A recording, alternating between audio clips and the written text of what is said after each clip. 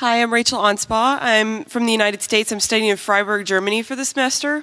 My question was, what could NATO do to aid in talks with Iran, not just with regards to its nuclear program, but also in helping the country reintegrate into the international community, having been isolated for so long? Thank you so much. I can answer in German, I presume. No, okay. I'll not do that.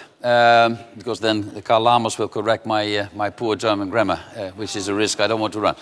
Anyway, NATO is not involved. Let me start with the negative answer I have to you. NATO is not involved and should not be involved in the Iranian nuclear dispute. We have other organizations for that, as you know, the IAEA, the UN, the EU is playing a role. My friend and colleague Javier Solana is very active in this regard. But here comes the but. Also with Iran, and I think your president is proof of this, also with Iran, and that's one of the things I've learned in a long, long career in foreign policy, it is always better to talk than not to talk. Coming back to this Iron Curtain in the Cold War, we always talked to the Soviet Union before the Berlin Wall disappeared and the Iron Curtain fell. We always talked to the Soviet Union, despite huge differences. So that is the reason that I think President Obama set on a very right course by trying to reach out to Iran. And Iran was represented, as you know, at the meeting in The Hague, I referred to in my speech.